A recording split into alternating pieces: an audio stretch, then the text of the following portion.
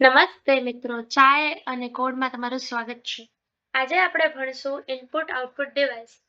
Input output device જે છે એ આપણે જ્યારે લાસ્ટ ટાઈમ બ્લોક ડાયાગ્રામ ભણ્યો હતો તો એમાં ઇનપુટ ડિવાઇસથી આપણે ઇનપુટ દઈએ છીએ, પ્રોસેસ થાય છે, એએલયુમાં જાય છે, સ્ટોરેજમાં જાય છે, એ બધું સીયુ ડિસાઇડ કરશે. ધેન બધું પ્રોસેસ થયા બાદ તમને આઉટપુટ ડિવાઇસમાં મળશે. તો ઇનપુટ ડિવાઇસ કયા કયા હોય છે અને આઉટપુટ ડિવાઇસ કયા કયા હોય છે એ આપણે આજના લેક્ચરમાં જાણશું. આ જસ્ટ બેઝિક ઓવરવ્યૂ છે. ડિટેલ વિડીયો હરેક ઇનપુટ આઉટપુટ ડિવાઇસ ઉપર આવશે. તો ઇનપુટ ડિવાઇસ લઈ લઈએ પહેલા. તો એમાં મેઇનલી ઘણા બધા હોય છે આમ તો, પણ મેઇનલી મેં 3 કન્સિડર કર્યા છે: કીબોર્ડ, માઉસ અને ટચ પેનલ. બરોબર. કીબોર્ડ જે છે એ આપણે જાણીએ છીએ કે ઇનપુટ ડિવાઇસ છે જેના થ્રુ આપણે કમ્પ્યુટરને ટેક્સ્ટ, નંબર્સ અને કમાન્ડ્સ આપી શકીએ છીએ. બરોબર. એના ઘણા બધા ટાઈપ બી હોય છે, જેમ કે વાયર્ડ છે, વાયરલેસ છે, એરોગામિક છે. તો એની ઉપર આપણે ડિટેલ વિડીયોમાં જાણશું. બરોબર. Mouse, next device mouse. Okay. Pointing device છે, વી નો.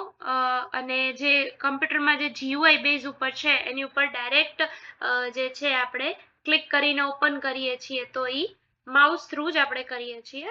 તો એ જે જીયુઆઈ સાથે ઇન્ટરેક્શન છે એને વધારે ઇઝી કોડ બનાવે છે, માઉસ બનાવે છે. બરોબર. તો એના બી ઘણા ટાઈપ છે.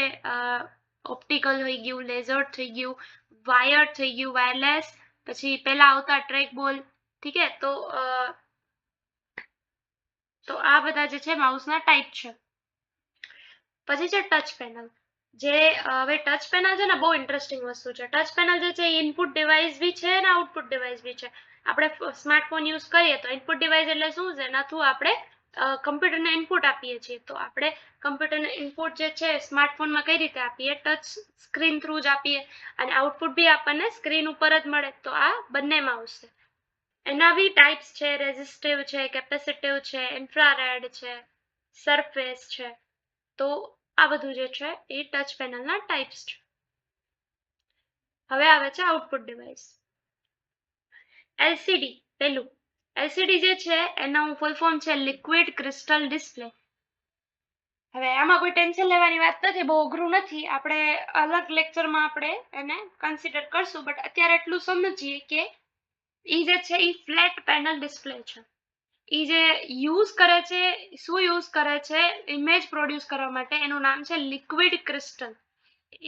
એ યુઝ કરે છે ટુ પ્રોડ્યુસ ધ ઇમેજ, અને એને બેકલાઇટની જરૂર પડે છે ઇમેજને પ્રોપરલી બતાડવા માટે.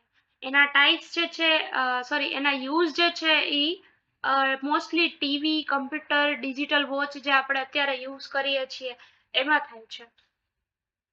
પછી આવે છે second output device, LED.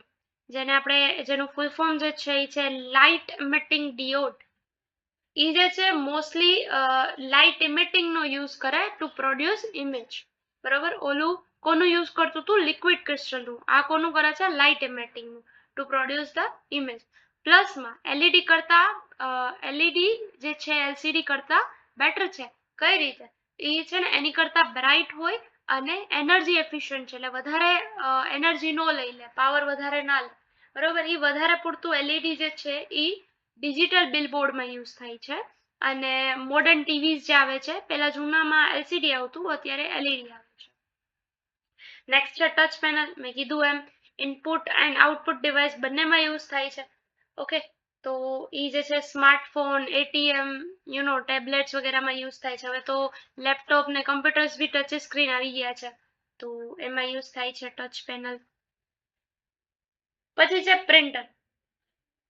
Printer જે છે એ આમ આઉટપુટ ડિવાઇસમાં ઘણા લોકો નથી ગણતા અને ઘણા ગણે છે, પણ આપણે આઉટપુટ ડિવાઇસમાં ગણશું. ડિજિટલ ડોક્યુમેન્ટ ટુ ફિઝિકલ ડોક્યુમેન્ટમાં કન્વર્ટ કરવા માટે પ્રિન્ટરનો યુઝ થાય છે. આપણે જાણીએ છીએ આપણી પાસે વર્ડમાં ડોક્યુમેન્ટ હોય, પીડીએફ હોય, તો એને આપણે પ્રિન્ટરમાં ટ્રાન્સફર કરીને આપણે ફિઝિકલી પ્રિન્ટ થઈને મળી જાય છે એ પીડીએફ કે ડોક્યુમેન્ટ જે હોય. બરાબર. એના ઘણા ટાઈપ છે. તો જેટ છે, લેઝર છે, ડોટ મેટ્રિક છે, એવા ઘણા બધા છે. એ આપણે સેપરેટ વિડીયોમાં કવર કરશું. આજે આપણે એટલું રાખીએ.